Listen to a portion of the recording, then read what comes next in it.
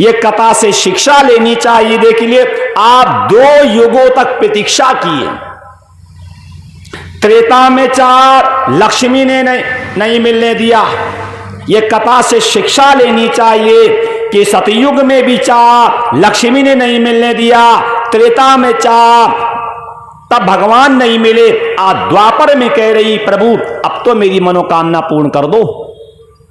भगवान ने कहा देवी तुम घर जाओ, आप घर जाओ, पहले मुझे आवश्यक काम कर लेने दो और इसके बाद मैं आऊंगा और आपकी मनोकामना की पूर्ति करूंगा।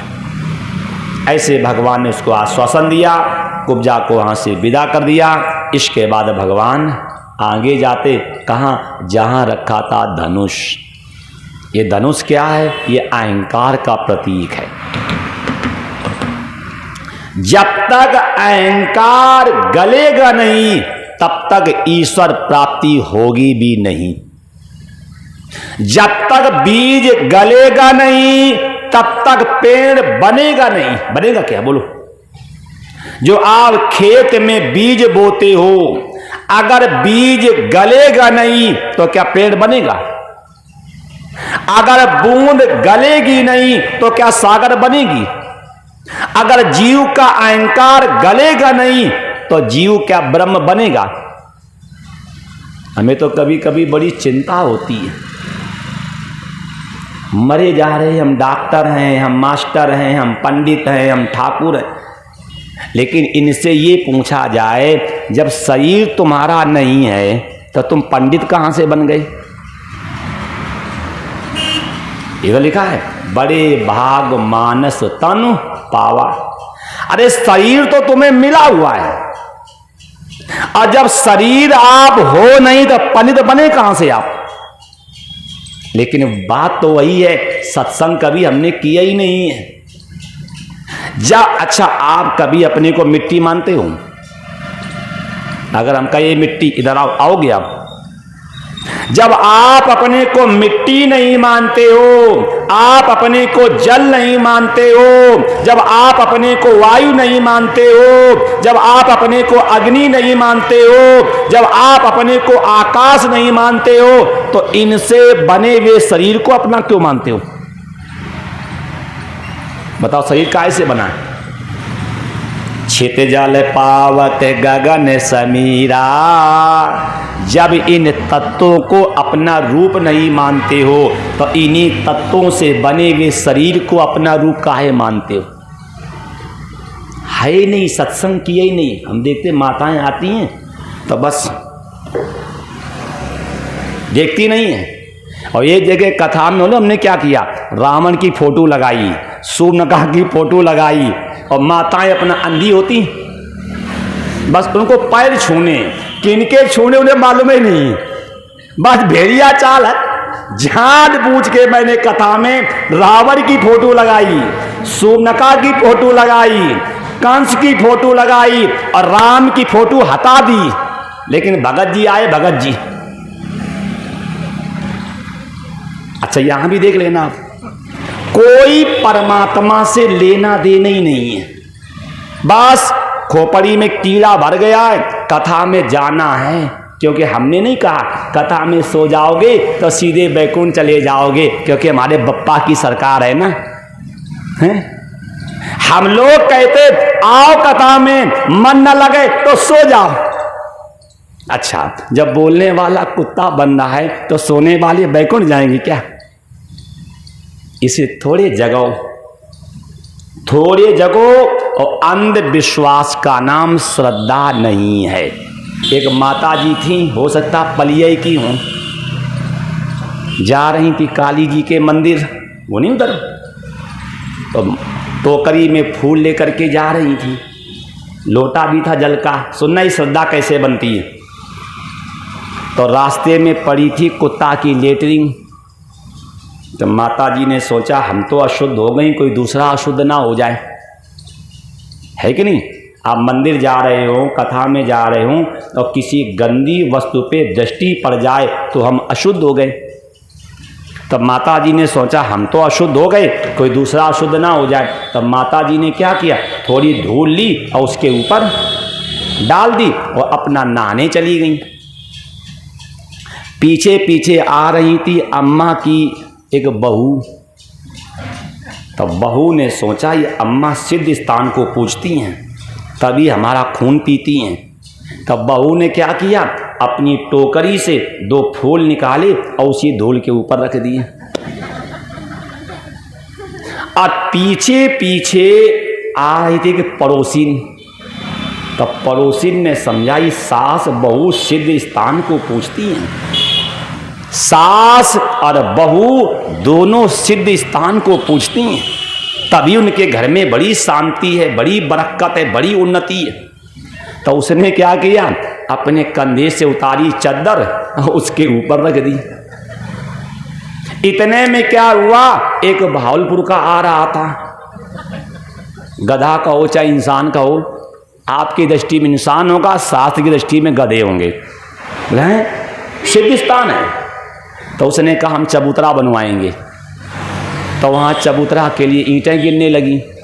इतने में VIP गधा छिमरा मऊ से आ रहा था। सिद्ध स्थान? बोले हाँ। बोले हम मंदिर बनवाएंगे।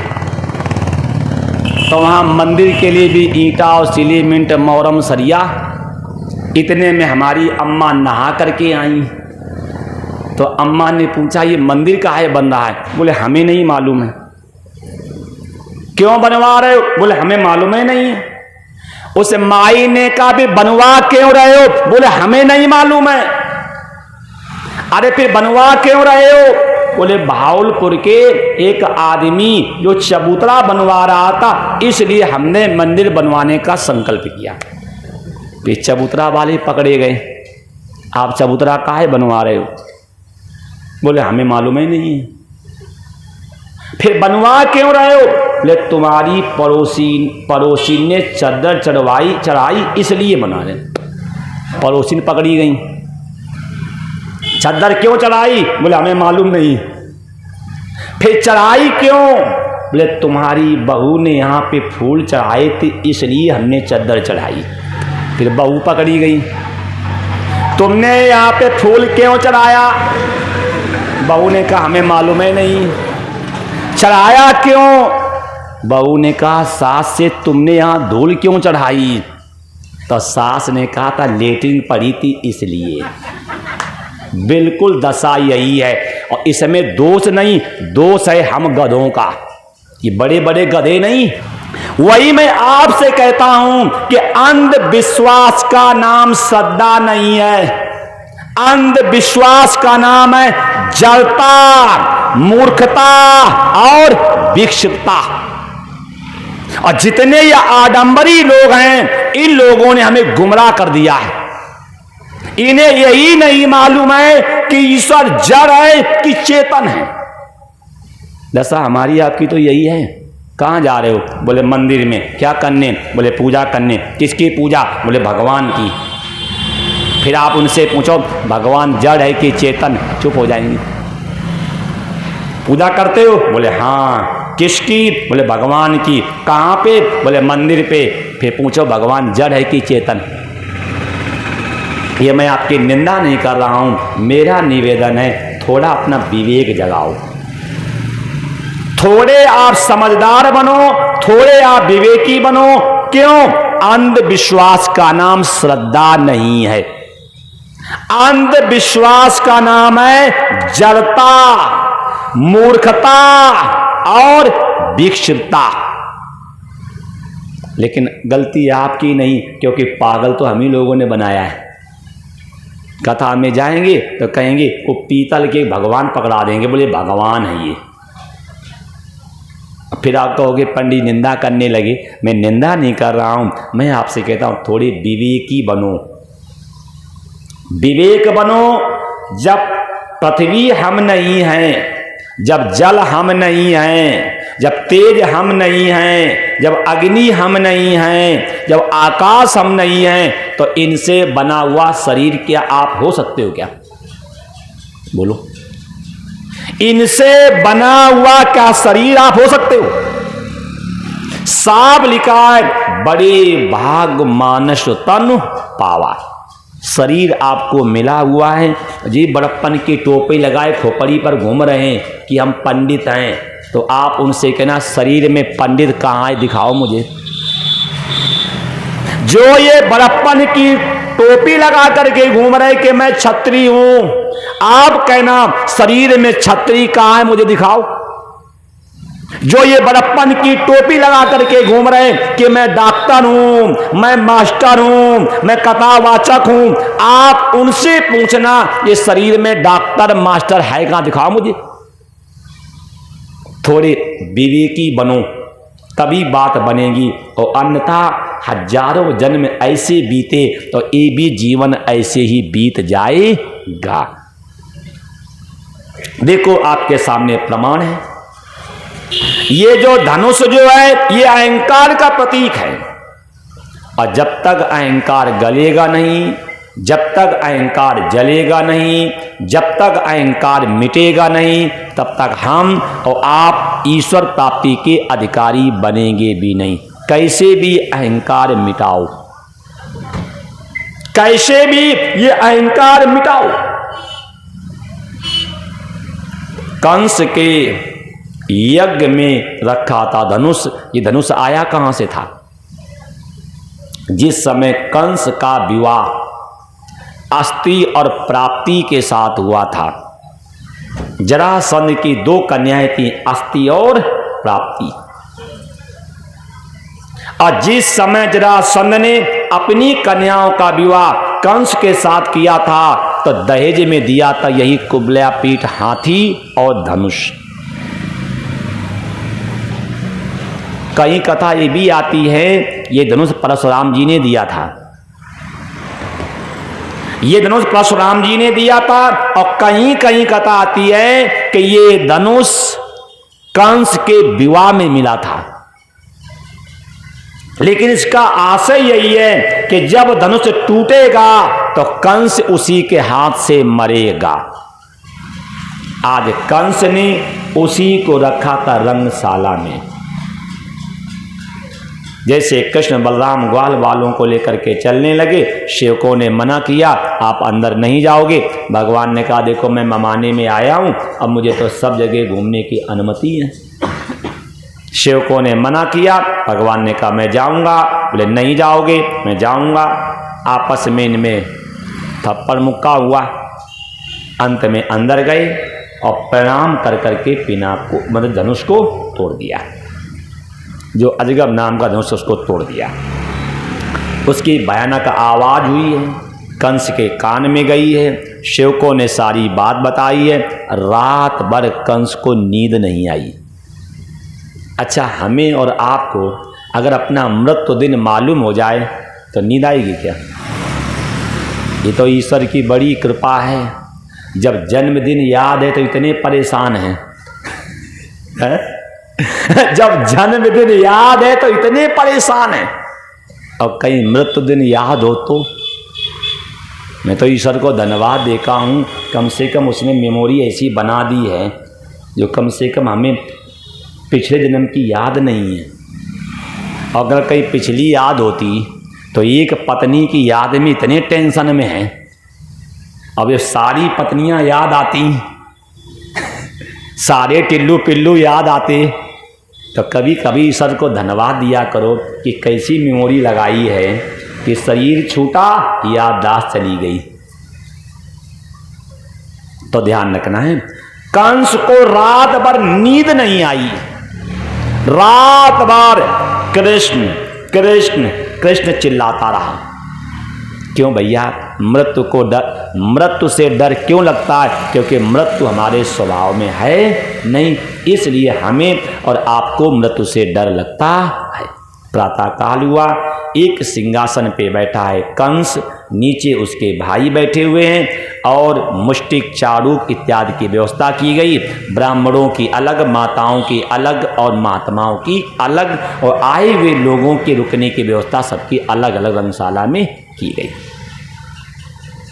ये कुबल्या पीठ हाथी जो कंस को विवाह में मिला था, इसको पिलाई गई मदिरा माने शराब।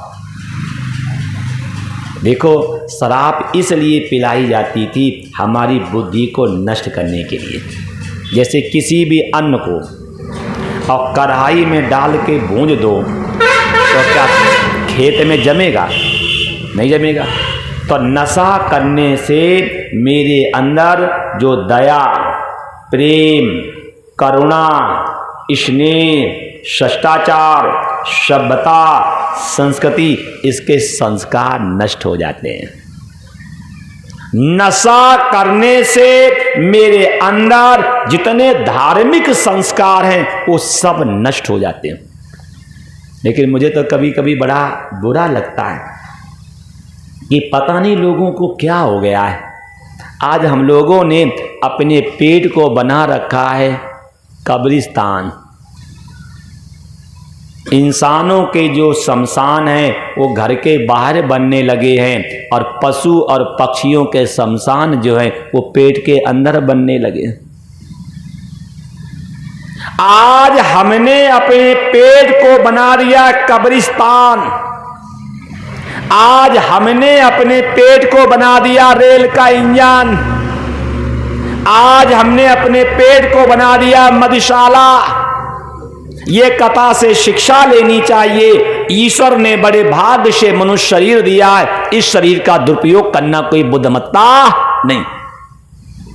इस शरीर का दुरुपयोग करना कोई बुद्धिमत्ता नहीं। तो कुबलिया पीठ हाथी को मदिरा पिलाई गई। जैसे इन दिनों नहीं चुनाव जब आते हैं तो ऐसे दारू पिलाते जैसे कोई दामाद को दारू पिला रहा हो। और कहीं अगर भूल में जीत गए तब पिलाते हैं क्या? बोलो। जब चुनाव आते हैं नेताजी ऐसे मना करके दारू पिलाते हैं जैसे अपने दामाद को पिला रहे हों। और हम लोग भी ऐसे महान हैं कि पीते हैं। एक आपके गांव में पंडित जी थे कथावाचक, तो हमने उनसे पूछा काहे तुम पीते? बोले फ्री मिलती इसलिए पीते। तो हमने कहा कब तक पियोगे? जब तक चुनाव चलेंगे तब तक। फिर बोले फिर तो मिलेगी नहीं। फिर तो मिलेगी नहीं। ये कथा से शिक्षा लेनी चाहिए। देखो वो तो अपना उल्लू सीधा कर रहा है। तुम्हें पिलाएगा, तुम्हें विवेकहीन करेगा, तुमसे वोट ले लेगा, फिर तुम्हारी संस्कृति को और तुम्हारे धर्म को नष्ट कर देगा। ये कथा से हमें शिक्षा लेनी चाहिए कि पहले मदिरा इसलिए पिलाई जाती थी उसकी बुद्धि को नष्ट करने के लिए। कैसे हमारी बुद्धि नष्ट हो तो कथा से शिक्षा लेनी चाहिए। हम लोगों को व्यसन नहीं करना चाहिए। ईश्वर ने इतना बढ़िया शरीर दिया है, ये व्यसन करने के लिए नहीं दिया, ये व्यसन मुक्त के लिए शरीर दिया गया। हम लोगों को हमेशा शिक्षा लेनी चाहिए। इतना बढ़िया मनुष्य शरीर मिला है, ये व्यसन करने को नहीं मिला है, ये ईश्वर को पाने के लिए मिला। ये ईश्वर को पाने के लिए मिला। देखो आपके सामने प्रमाण है कि कुबलिया पीठ हाथी को मदिरा पिलाई गई। किस लिए? उसकी बुद्धि को नष्ट करने के लिए। और उसकी बुद्धि को नष्ट करने के लिए मदिरा पिला करके और जैसे अंकुश का प्रहार किया गया, और जैसे अंकुश का प्रहार किया गया वो त्रिमिला करके गया और उसने भगवान कृष्ण को सूंड से पकड़ लिया। और जैसे भगवान को सूंड से पकड़ा तो प्रभु तो सरक गए। और जैसे प्रभु सरक जाते हैं उसी समय भगवान ने बलदाऊ जी से कहा भैया क्या करें? बलदाऊ जी ने कहा जहाँ सबको भेजा उसे इसको भी वहीं भेजो। जहाँ सबको भेजा है इसे भी वहीं भेजो। उसी समय एक ने सूंड पकड़ी और एक ने पूंछ पकड़ी, कई बार घुमाया और पटक दिया। कुबलिया पीठ हाथी का भी उद्धार कर दिया। भगवान थोड़ा आगे बढ़े हैं, एक ने चाड़ूक को और एक ने मुष्टि को पकड़ करके उसका उद्धार किया। इसके बाद कंस के भाइयों का उद्धार किया। इसके बाद भगवान सिंहासन पे चढ़े हैं और सिंहासन पे चढ़ करके मामा के केस पकड़ करके घसीट करके नीचे लाए। सिंहासन पे चढ़ करके केस को पकड़ करके और घसीट करके नीचे लाए हैं और सीने पर बैठ करके कहा, मामा याद करो अपने पाप। और आपको भी मालूम है कि मरते समय व्यक्ति को पाप याद आते हैं। आपने कभी किसी को मरते देखा है? देखना, गर्दन टेढ़ी करता है, कहीं जीभ निकाल लेगा, कहीं हाथ ऐंठने लगेगा, कहीं पैर ऐंठने लगेगा, का मल और मूत्र को भी छोड़ दे। क्यों? मरते समय उसको अपने पाप याद आते हैं। ये हमेशा ध्यान रखना। देखो मैं फिर कह रहा हूं, पाप करोगे आप, मौज मारेंगे सब और भरना पड़ेगा अकेले।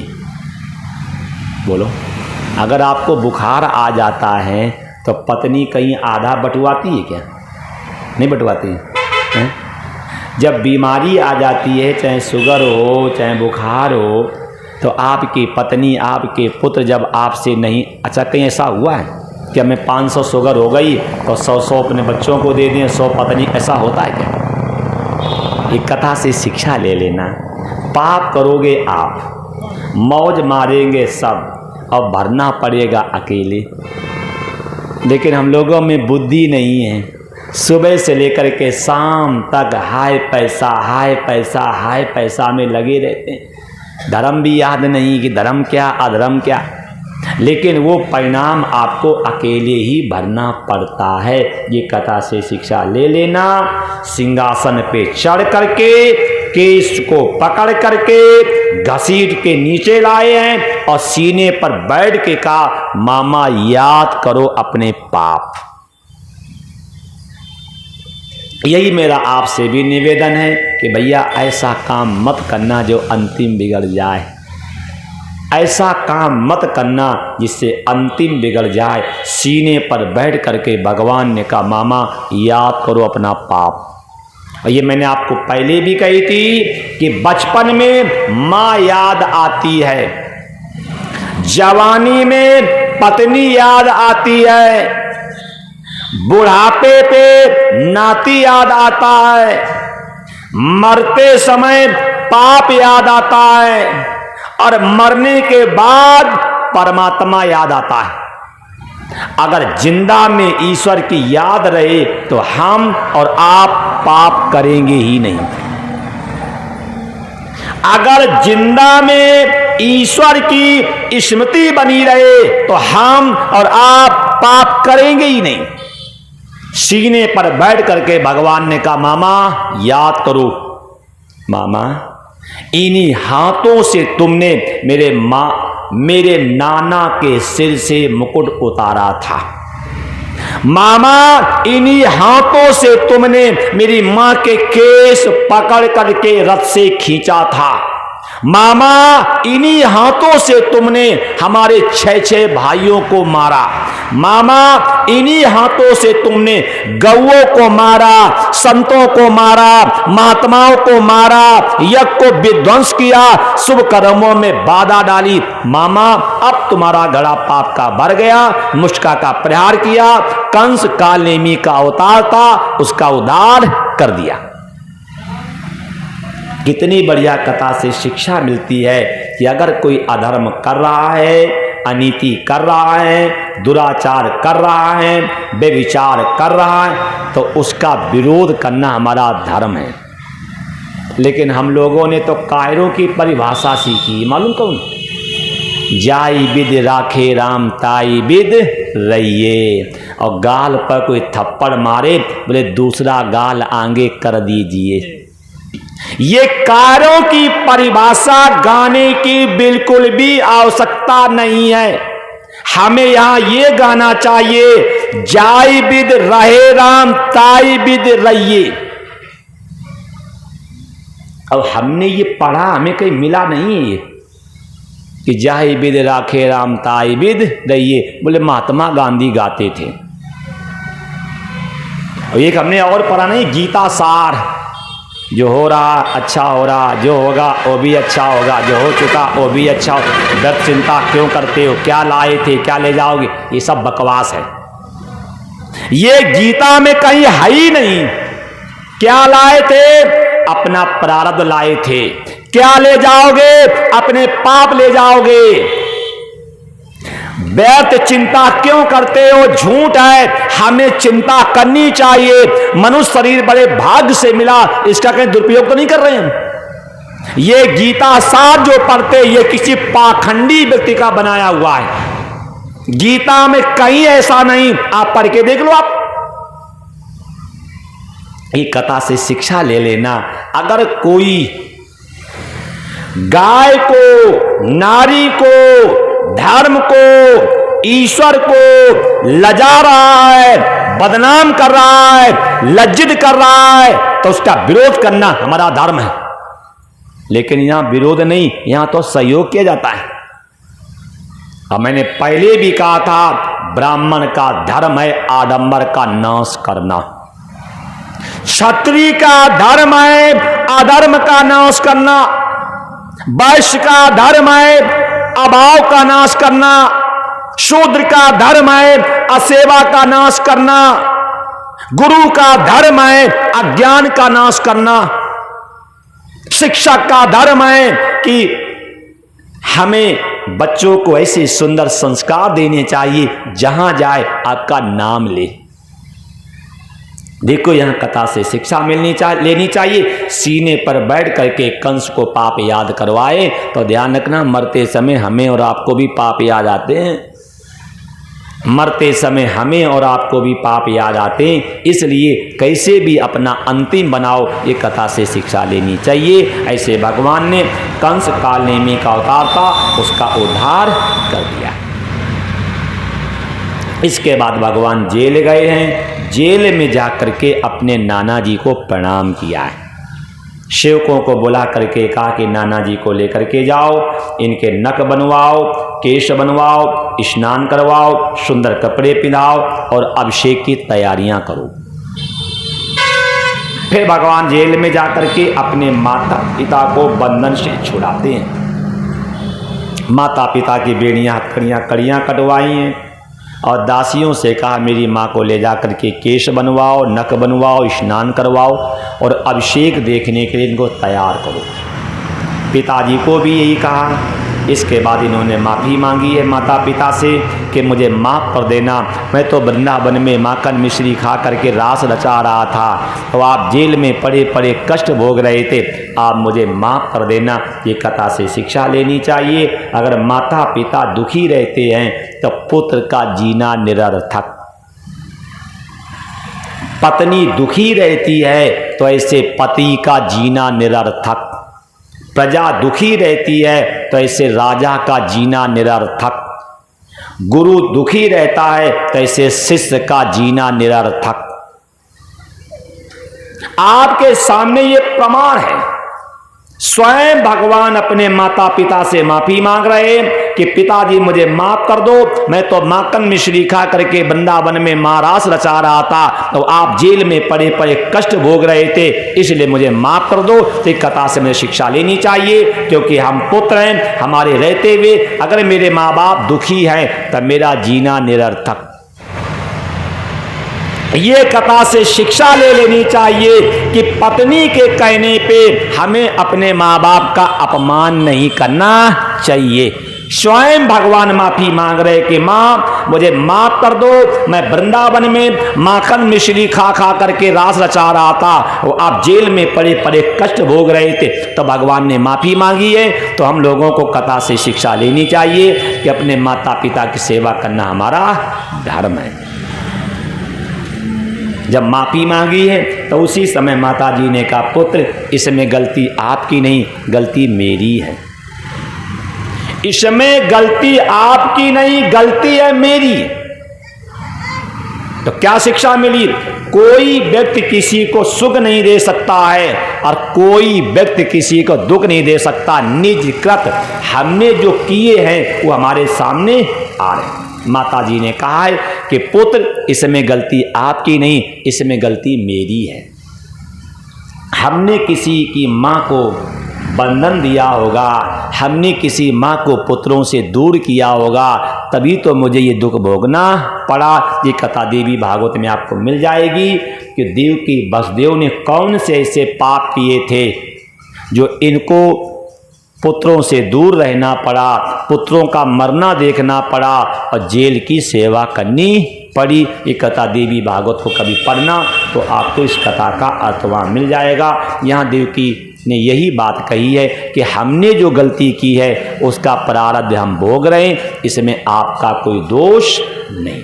तो हमें शिक्षा लेनी चाहिए, कभी भी किसी व्यक्ति को दोष मत देना, कभी भी किसी व्यक्ति को दोष मत देना। दोष हमेशा अपने प्रारब्धों को दो कि हमने जो बुरे कर्म किए हैं और वही मेरे सामने आ रहा है, लिखा भी है।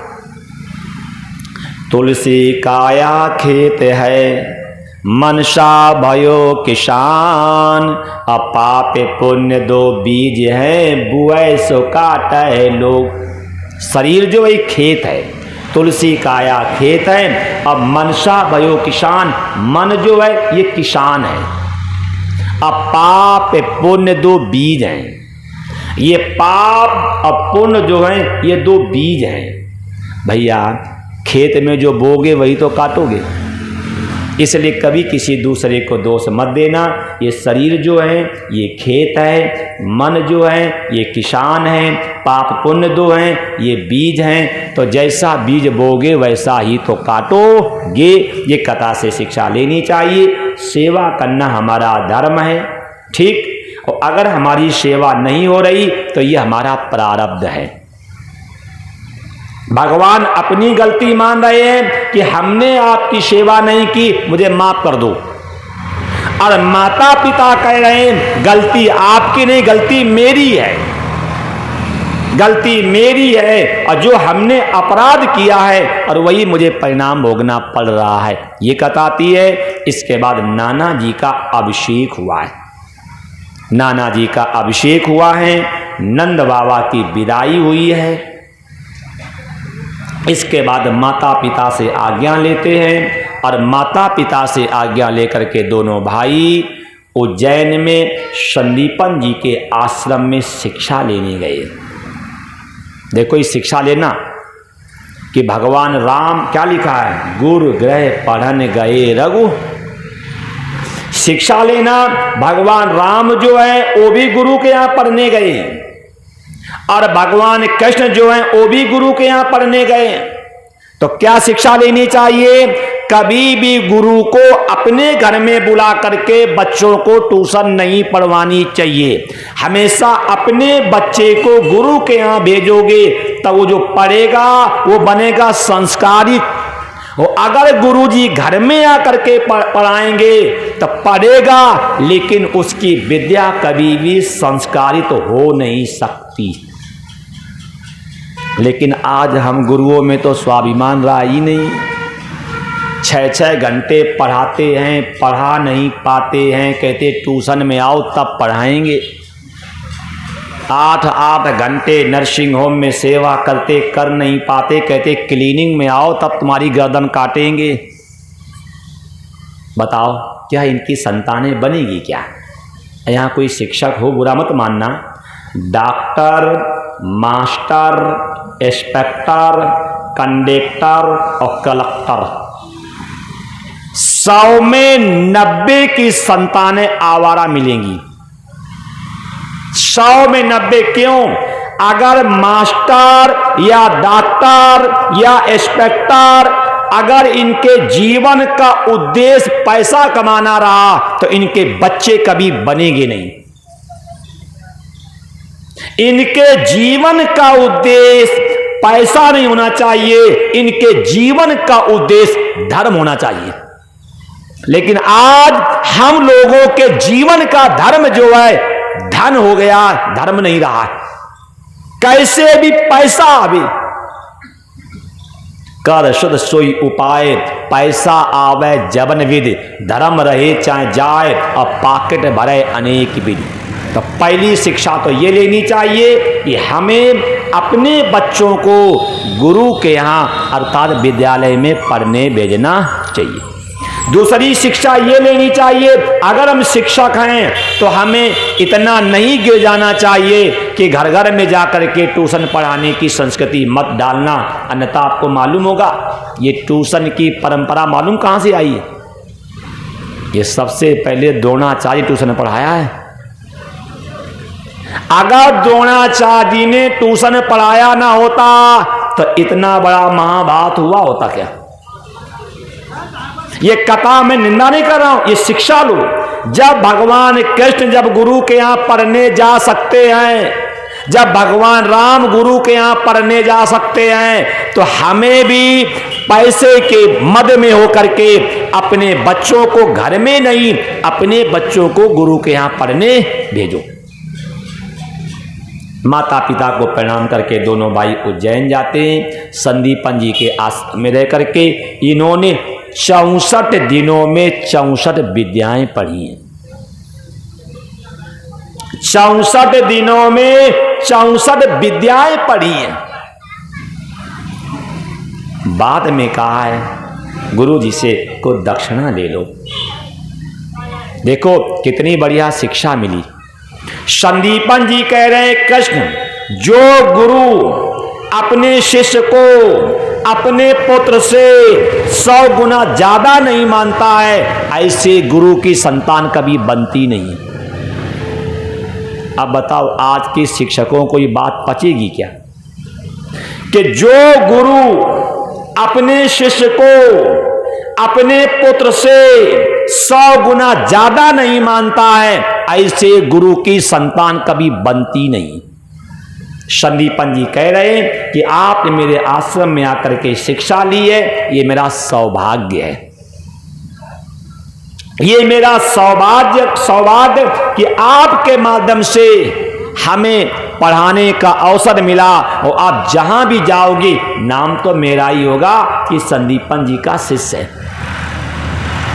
जब कुछ नहीं मांगा तब भगवान अपनी गुरु मां के पास गए और गुरु मां के पास जाकर के कहा, मां गुरु जी ने मुझे शिक्षा दी है, आपने मुझे रोटी खिलाई है, आप लोगों की छत्र छाया में रह करके मैं पढ़ा हूँ और मैं अपने घर जा रहा हूँ। अगर आपको किसी चीज़ की आवश्यकता हो तो बोलो।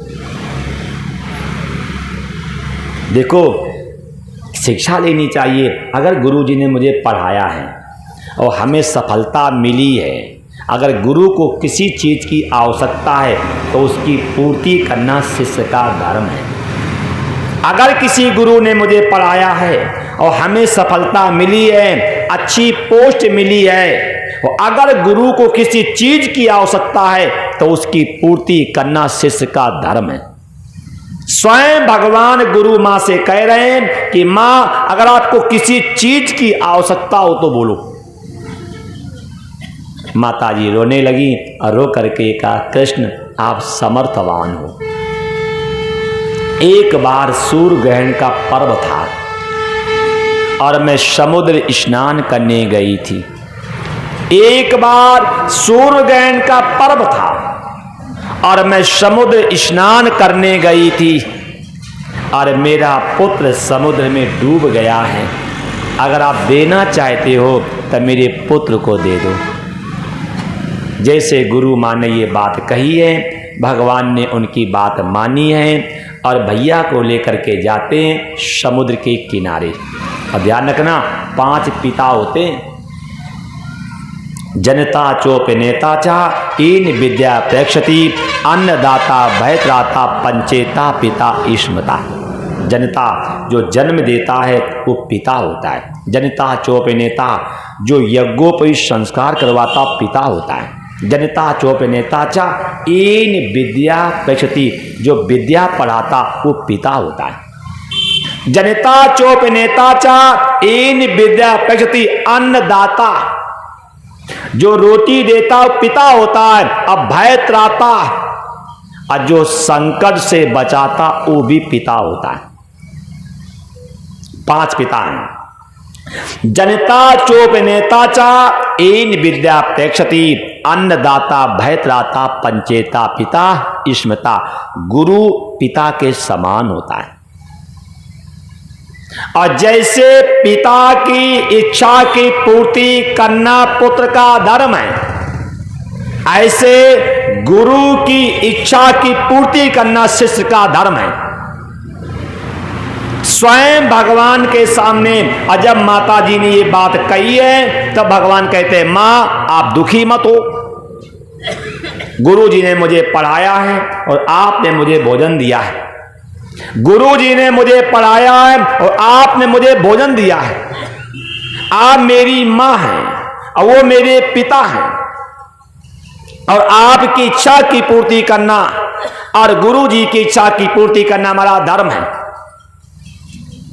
दोनों भाई समुद्र के किनारे जाते हैं और समुद्र के किनारे जाकर के दोनों भाइयों ने समुद्र को ललकारा है, और जैसे समुद्र को ललकारा है उसी समय समुद्र एक ब्राह्मण का भेष बना करके रत्नों का थाल लेकर के और भगवान के सामने शरणागत हो गया। और जैसे भगवान के सामने शरणागत हुआ, भगवान ने कहा देखो डरने की आवश्यकता नहीं है और उपहार देने की भी आवश्यकता नहीं, डरने की भी आवश्यकता नहीं है और उपहार देने की भी आवश्यकता नहीं है। हमें गुरु पुत्र चाहिए। जब ये बात कही कि हमें गुरु पुत्र चाहिए, समुद्र ने कहा देखो मेरे पास तो गुरु पुत्र है ही नहीं, मेरे पास गुरु पुत्र नहीं है। मेरे अंदर एक शंखासुर नाम का राक्षस रहता, शायद उसके पास हो। मेरे अंदर एक शंखासुर नाम का राक्षस रहता, शायद उसके पास हो। दोनों भाई समुद्र में कूदते हैं और शंखासुर नाम के असुर को मारा, लेकिन पुत्र मिला ही नहीं। फिर इन्होंने संयमीपुर पे आक्रमण किया है, और जब इन्होंने यमराज के यहां आक्रमण किया है, यमराज ने गेट पे आकर के इनका अति सत्कार किया है और कहा महाराज आपको क्रोध करने की आवश्यकता नहीं है, क्योंकि आपके क्रोध का सामना करना मेरे बस का काम नहीं है। तो भगवान ने कहा हमें गुरु पुत्र चाहिए। तो उसने बताया सैमीपुरी के राजा ने कि देखो गुरु पुत्र की इतने दिन की उम्र शेष थी और उसका समय जो है शरीर का समय पूर्ण हो गया है, और इसलिए मुझे उसको लाना पड़ गया है। आप ही का ये विधान है। भगवान ने कहा कुछ भी हो हमें गुरु पुत्र चाहिए। विधान को तोड़ करके गुरु पुत्र को ला करके गुरु पुत्र